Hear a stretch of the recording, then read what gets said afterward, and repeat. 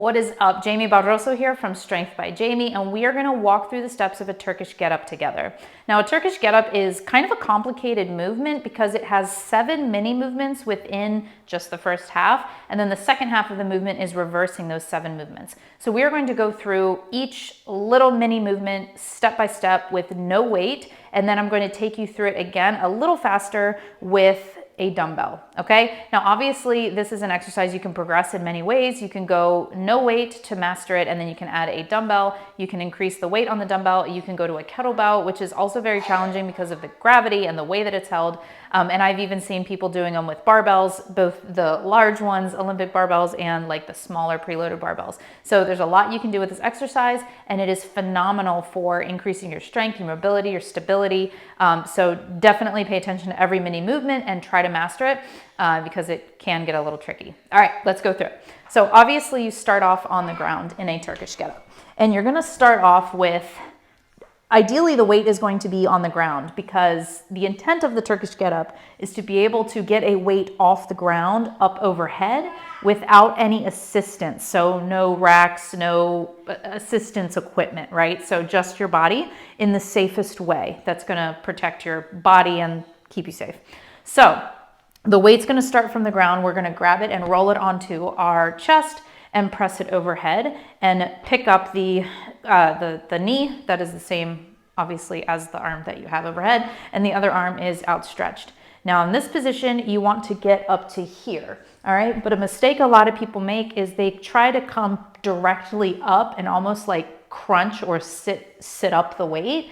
And that's a mistake because it's not really safe for your shoulders, but it's also not an ideal way to get that weight overhead. So another thing to keep in mind with the Turkish get-up is the goal ultimately is to keep the weight stabilized over your shoulder and keep that center of gravity intact the entire time. And your ability to do that is really going to dictate how well you are able to not only execute the Turkish get-up, but you're able to progress it and increase weight, is your ability to do that. So it's a key focus here. So the best way to keep that weight really stabilized is instead of coming straight up, we're gonna instead rotate the shoulder and almost roll the shoulder forward, and we're gonna roll up onto the elbow. And you wanna try to keep this leg here from popping up. So a lot of people also will kind of do one of these and the leg pops up. So you want to try to resist that, okay? So we're rolling forward, keeping the weight perfectly stable, eyes on the dumbbell, and we're going to roll up onto the elbow, okay?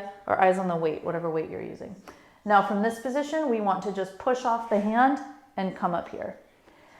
At this point, you're going to drive into this heel that is on the ground. You're going to drive into that heel, and you're essentially going to hip thrust.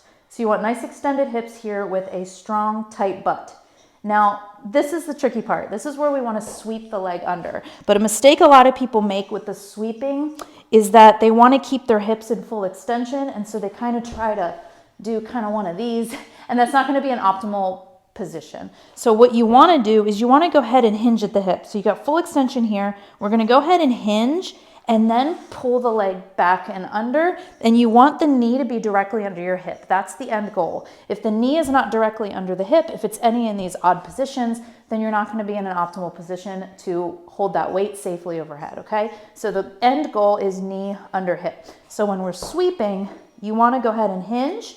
So let your butt drop a little bit and sweep it under, and knee under under hip. Knee under hip, all right? Now from here, you're gonna use your obliques and your core to kind of come up straight.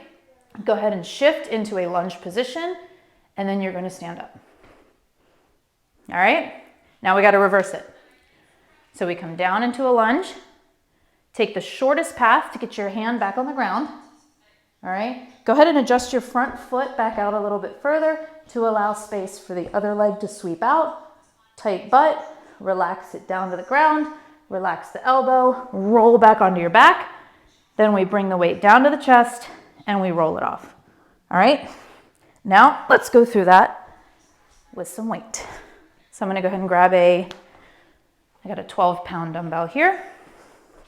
So again, ideally we wanna start with it on the ground. So let's walk through it one more time. A little bit faster now, okay? All right, so I'm gonna grab this weight, pull it onto my chest, press it overhead, leg up, and I'm ready to start. So I'm gonna roll this weighted shoulder forward.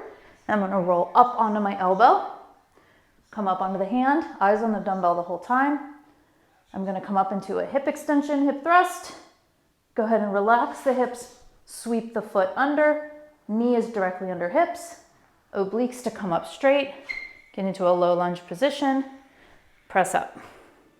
Okay, now we're gonna reverse it, down into a lunge, shortest path from hand to ground. So we don't wanna go back here or anything weird, we're just gonna come straight down, adjust the front foot to allow the leg to sweep forward, hips back down, roll to the elbow, roll to the back.